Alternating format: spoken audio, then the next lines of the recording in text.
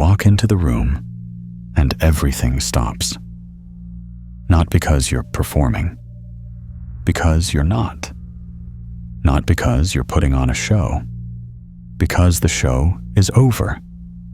You survived the rejection. You alchemized the pain. You found your truth. And now you're back, but you're not the same person who left.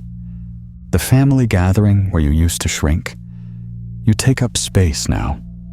The workplace where you wore masks, your face is naked. The friend group that knew your performance, they're meeting your presence, and they can feel it. Something has shifted in your gravity. You're not trying to fit in anymore. You're not seeking approval.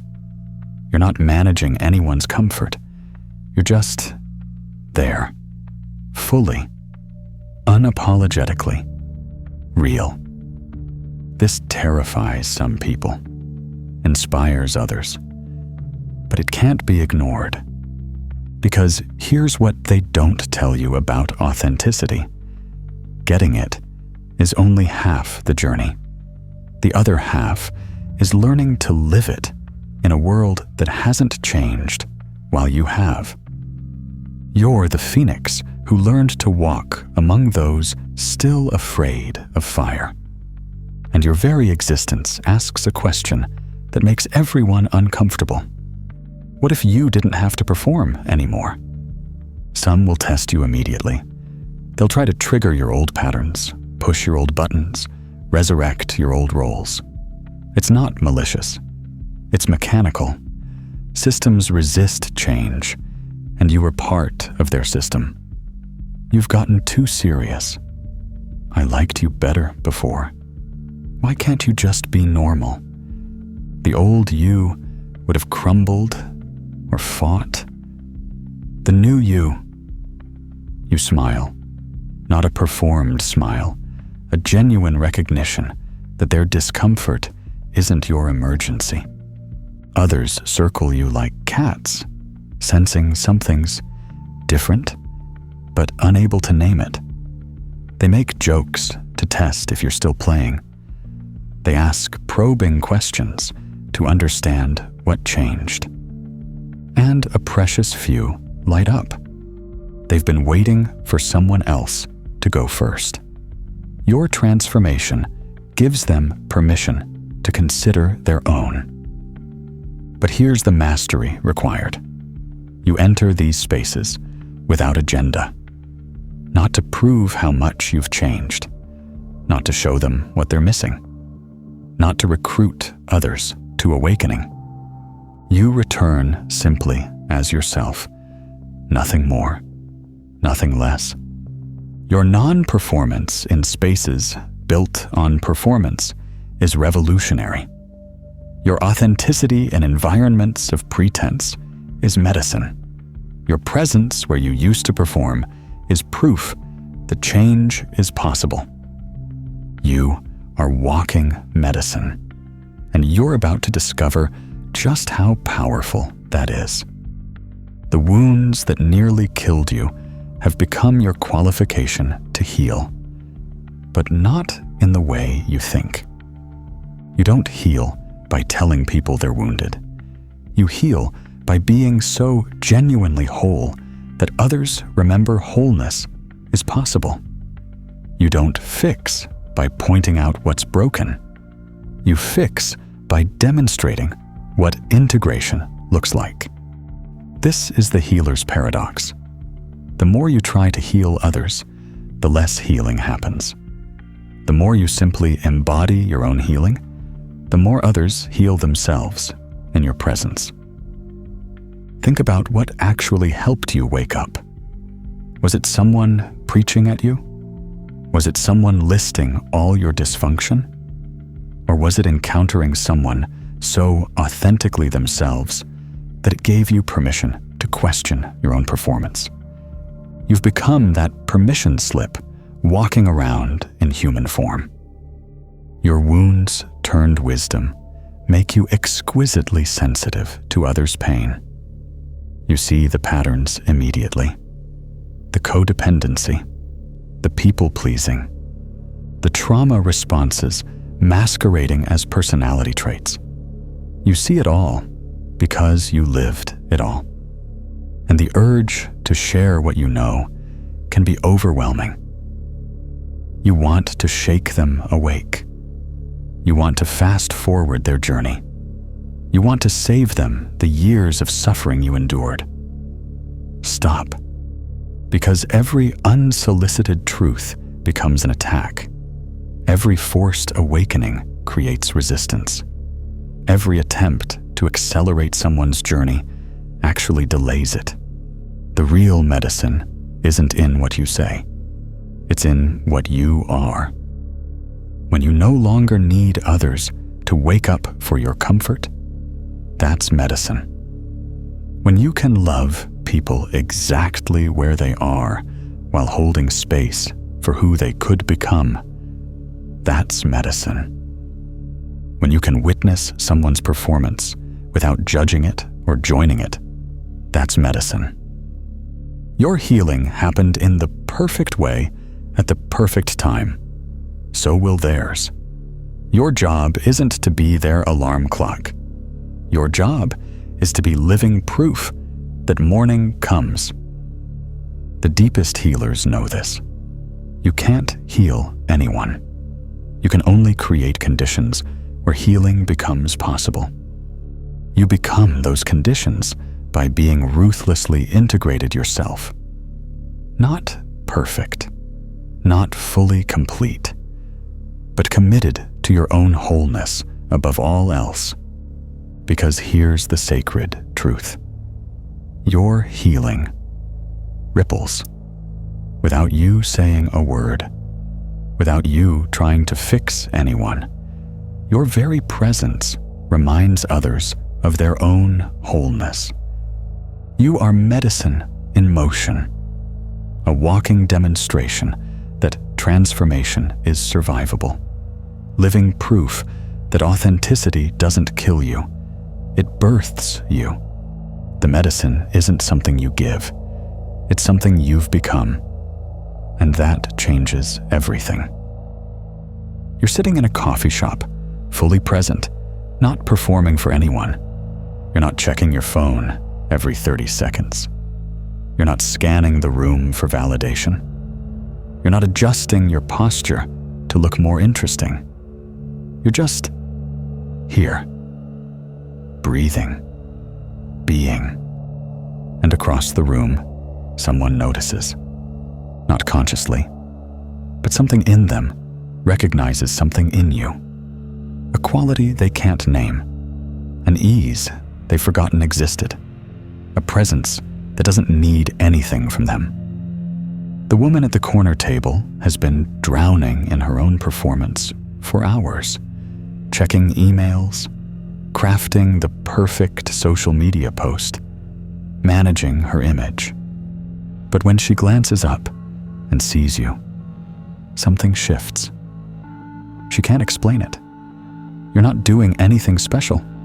You're just existing without effort, without strain, without the exhausting dance of trying to be someone. For 30 seconds, she stops performing too. She closes her laptop, takes a real breath, remembers what it feels like to just be.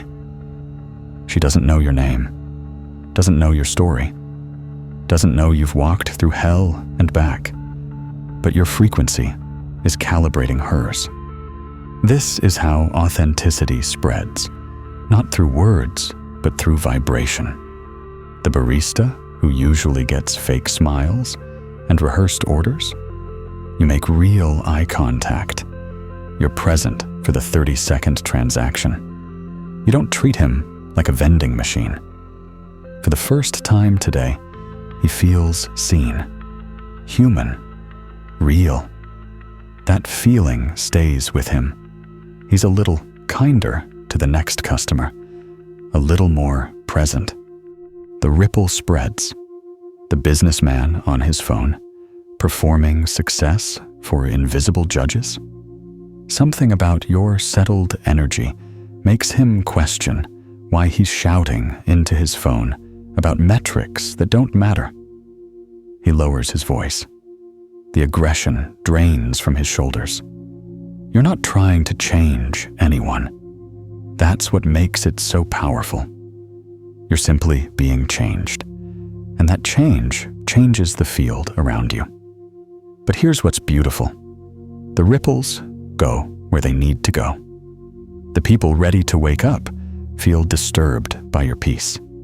They can't explain why, but something in them knows they're living at half volume. Your full presence reminds them what full looks like. The ones not ready simply dismiss you. You register as that calm person, and they move on. Both responses are perfect. You don't need to track the ripples. You don't need to measure your impact. You don't need to know who you're affecting or how. Because authenticity isn't a strategy. It's a way of being. And being doesn't need to justify itself with results. Sometimes the ripples are immediate and visible. Someone approaches you. I don't know why, but talking to you feels different. What's your secret? But mostly, the ripples are invisible. Seeds planted that won't sprout for years. Permissions granted that won't be claimed for decades. Mirrors provided that won't be looked into until the viewer is ready. The woman at the corner table goes home slightly changed. She can't explain why, but something feels different. Maybe she tells one less lie that day. Maybe she honors one small truth she usually swallows. Maybe she questions one performance she usually gives. Tiny, subtle, almost imperceptible. But that's how worlds change. One micro-truth at a time. You've become a tuning fork for authenticity. Your refusal to perform gives others a model for what non-performance looks like. Your presence in a world of pretense is revolutionary. This is the quiet revolution of authenticity. Not loud, not dramatic, not trying to convert anyone. Just being so real that real becomes contagious. Just living so freely that freedom starts looking possible. Just embodying so much truth that lies become harder to maintain. One person, one frequency, infinite ripples. That's how the world actually changes. Now comes the real test. Walking back into the places that rejected you. The family dinner, where you were always the peacekeeper.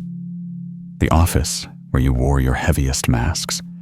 The friend group that knew only your performance. You walk into your childhood home for the holidays. The same dynamics are waiting. Mom's passive aggression. Dad's emotional unavailability. Your sister's need to compete. Brother's deflection through humor. They're all still playing their roles, expecting you to play yours. But you don't. When Mom makes her pointed comment about your choices, you don't take the bait. You don't defend. You don't attack. You simply remain present. The comment lands in empty space and dissolves. When Dad starts his lecture about real life, you listen without absorbing his projection. You hear his fear, his regret, his unlived dreams bleeding through his words. But you don't make it your emergency. Your sister tries to trigger the old competition. Well, some of us are actually making something of ourselves. The old you would have either crumbled or fought back. The new you? You smile with genuine compassion. She's still trapped in a game you've stopped playing. The energy shift is palpable. They can all feel it. Some test you harder. They push your old buttons with practiced precision. They resurrect old wounds, old roles, old patterns. It's not malicious. It's mechanical. Systems resist change, and you were part of their system. You think you're better than us now. What happened to you? I miss the old you. What they're really saying is, please go back to enabling our dysfunction. Please resume managing our emotions. Please start performing again so we can keep sleeping. But you can't. And more importantly, you won't. Others become curious. They circle you cautiously, sensing something different. Your aunt pulls you aside. You seem, I don't know, calmer? What's changed? You don't launch into your transformation story. You don't try to recruit her to awakening. You simply say, I'm learning to be myself. She nods like she understands, but you can see the seed planted, the permission granted, the possibility introduced, and a precious few light up immediately. Your cousin, who's been struggling with depression, sees your genuine peace and asks quietly, how did you do it? How did you stop caring what everyone thinks? Now she's ready. Now she's seeking. Now the real conversation can begin. The sacred return isn't about going backward. It's about bringing your forward movement into spaces that stand still. It's about being a bridge between worlds, the world of sleep and the world of awakening. Some relationships will transform. Others will complete. All of it is perfect. You've returned not as their teacher, but as yourself. And that's everything. Then it happens. The very people who rejected you start seeking your guidance. Your coworker, who used to roll her eyes at your intensity, corners you at lunch. I've been watching you. You're different. Happier. How? Your friend who mocked your journey texts at midnight. I can't keep pretending everything's fine. I need what you have. Your family member who called you selfish for setting boundaries admits, I'm exhausted from taking care of everyone else. Teach me. It's tempting to feel vindicated, to think, I told you so, to want to download everything you've learned into their consciousness immediately. Don't, because someone seeking isn't the same as someone ready. And your ego's need to be right can sabotage their genuine desire to grow. When they come seeking, meet them with questions, not answers. What specifically do you want to change? What are you willing to give up? Are you prepared for others to reject you like you rejected me? Not asked with venom, but with genuine care. Because you know the cost of transformation, and they deserve to know it too. Watch their faces. Some will realize they want the results without the journey. They want your peace without facing their chaos. They want your freedom without loosening their own chains. Isn't there an easier way? Can't you just tell me what to do? How long does this take? These ones aren't ready. They want transformation to be comfortable, convenient, controllable. Let them walk away. You've saved both of you from wasted time. But others lean in. They recognize themselves in your story. They admit they're dying inside their performance. They confess they can feel something authentic trying to be born. I'm so tired of pretending. I don't even know who I am anymore. I want to feel real again. For these ones, you become a midwife to their awakening. Not by doing the work for them, not by making it easier than it needs to be, but by holding space for their unfolding, by believing in their capacity to transform when they can't see it themselves. You share your journey, but you don't prescribe it. Your path was yours. Theirs will be different. What healed you might not be their medicine. The art is sharing wisdom without attachment to how they use it. Offering your truth without needing them to adopt it. Being available without being invested in their choices. Because when they transform, when they do their own work and find their own truth, resist the urge to take credit.